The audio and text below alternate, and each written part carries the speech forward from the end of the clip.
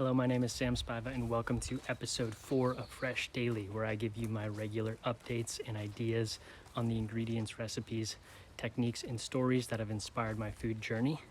Today's episode is about rhubarb, so I'm taking you to my backyard where I've got some growing right now. Here it is. It's one of the first things in our garden in the spring to pop up, and it's really a great thing to cook with. It's got a lot of flavor, it's got a lot of acidity. When you cook it, you can really bring out a lot more depth. It's great for savory items, it's great for desserts, and I'm really excited to have something coming up in the garden after a long winter, and I'm excited to be able to cook with something fresh.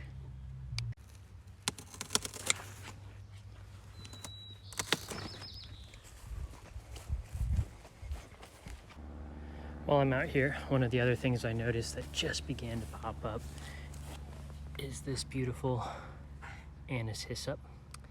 So I'm going to take a few snips of this and I'm going to use this in my dish today.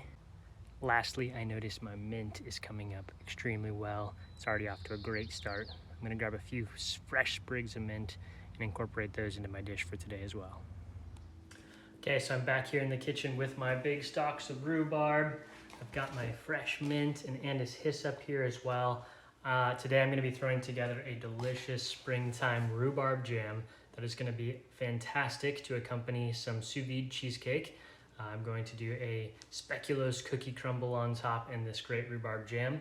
Another thing that you can use this rhubarb jam for is just on your toast in the mornings with butter, or you can use it on any savory item as well. One of the things I really enjoy, putting it on some duck confit, either on a nice toasted piece of brioche or even just on its own. So it goes really well, it pairs really well with savory items. It's great for simple things in the morning like your toast, pancakes. But what I want to show you here today is a dessert making these sous vide cheesecakes and the featured rhubarb jam. Okay, let's get prepping. So sadly, these big old rhubarb leaves are not edible. So the first thing to do is to remove the rhubarb stalks from the leaves. And these leaves are just going to end up in my compost. They'll break down and end up being a nice compost for the garden later on in the year. Just go ahead and get rid of those. And wash your rhubarb. Once it's washed, it's ready to start being chopped. So I go ahead and I like to slice it thinly, just across the rhubarb.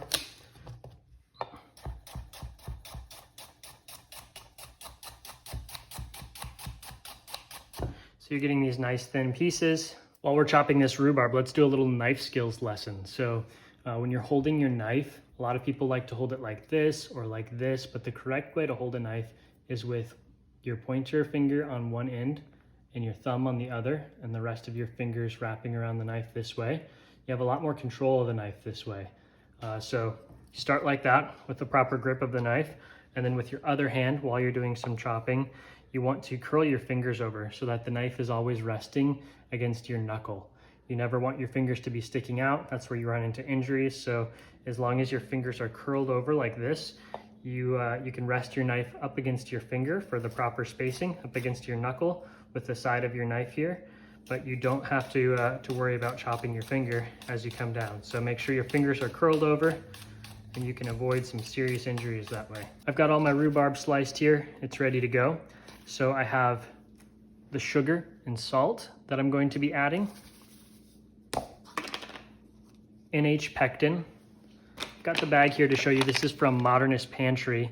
NH pectin is a pectin that's heat stable, so after it's set, you can heat up the jam, like if you wanted to put it on that duck confit that I mentioned, and it will still hold its consistency of a nice jam. It won't melt at all, as well as when it sets, it's gonna be a nice jammy consistency. It's not gonna set like Jell-O would, so I really like using NH pectin. I've added that in here. I'm going to mix all these things together. And then in my sugar was a nice generous pinch of salt. Now that everything's tossed, I'm going to let it sit for about 30 minutes so that the sugar will start to pull some moisture from the rhubarb. Then I'm gonna put it all on the stove. One thing to note is a lot of people will tell you to go ahead and chop your herbs or your flavorings at this point and add it in to a jam and cook it in there with that. But I really think that if you do that, it's going to kill all the flavors in your beautiful fresh herbs. So I hold off on these until the very end. I'm going to chop them really finely, and right when I take my jam off the stove, I'll add them in so you'll get the flavor from the herbs without killing the herbs due to cooking them excessively. Now we're gonna get started on our cheesecake. So here in this bowl, I have some cream cheese that's been softening out to room temperature. So I'm gonna start by adding that, as well as my sugar and a nice generous pinch of salt. Then I'm going to blend this together until it's all creamed together. It's important to stir the edges from time to time. Make sure all of this cream cheese that's come up on the side of your food processor gets incorporated back in so that it all gets blended and creamed with the sugar evenly. After doing this a couple of times, you'll notice that the cream cheese starts looking really creamy, starts looking really fluffy, along with the sugar. You'll know that it's at this point that you can add in your eggs. So we'll go ahead and add in our eggs, as well as a touch of pure vanilla.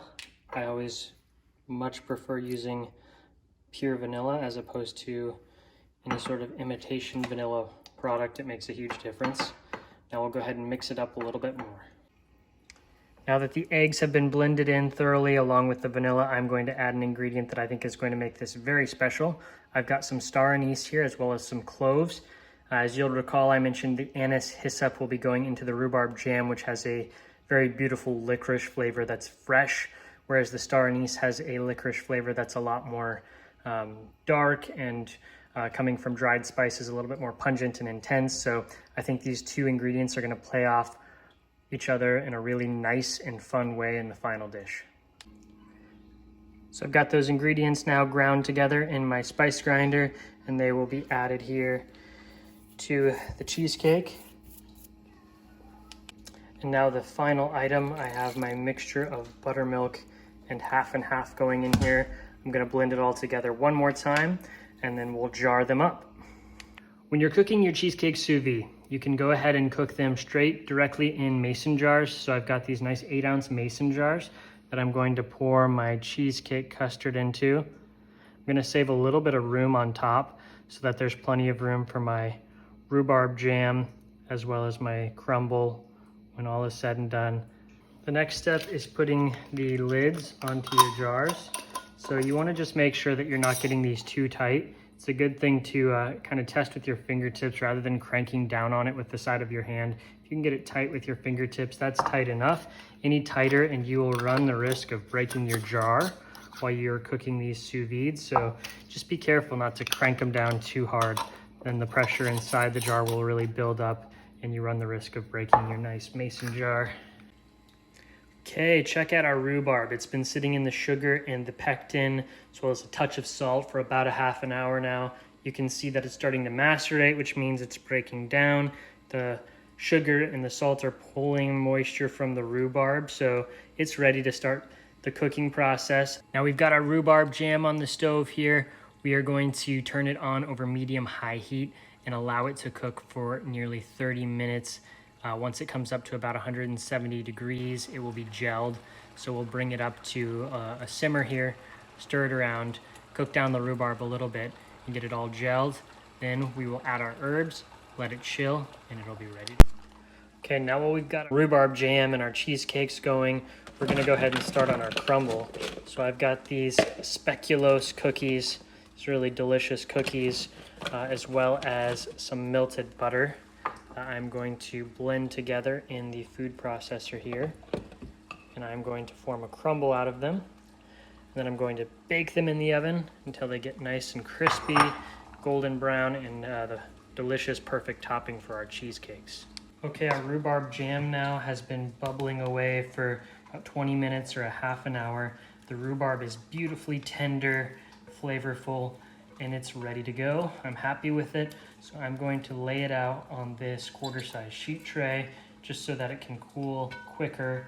It won't take nearly as long to set up and chill if you cool it down on a sheet tray like this. And now, as promised, I have our beautiful mint and anise hyssop that I'm going to add and stir in at this point. As I mentioned before, if you were to have added this in earlier in the cooking process, you would have totally muted all of your herb flavors. It it would have brought out some of the woodiness and bitterness in the herbs, but instead, doing it this way at the very end, you're gonna get all the freshness that you love out of mint and this herb anise hyssop.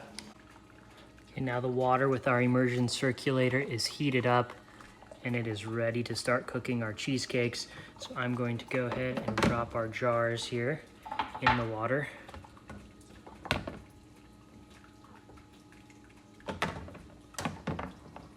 And we are just going to cook these cheesecakes for 90 minutes. And then we will chill them in the refrigerator. I suggest chilling them overnight. Otherwise, shocking them down in an ice bath works pretty well too. And then enjoying them once they're nice and cold all the way through. Now after 90 minutes, I take these out of the sous vide bath where they've been cooking and allow them to cool for 30 minutes at room temperature. And then I place them in the fridge to cool overnight, or for at the very least a couple more hours.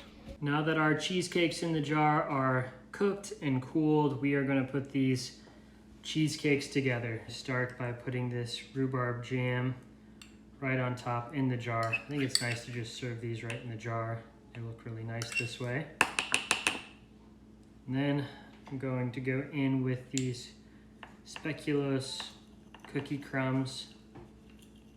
These will add a lot of richness to the dish, nice crispy texture. And then I have our garnish here, the anise hyssop and mint. These would be really great at a party, for a birthday, or just everyday eating with the family. The texture on the cheesecake is really creamy, really smooth. The cookie crumbs bring a lot of texture to it, a lot of a really nice crisp element. The jam, it really balances the whole thing out nice with a lot of acidity. The herbal notes from the hyssop and the mint are really welcome and refreshing. All in all, it's a really light but tasty springtime dessert. That is delicious. Thank you for joining me for episode 4 of Fresh Daily. I look forward to seeing you soon.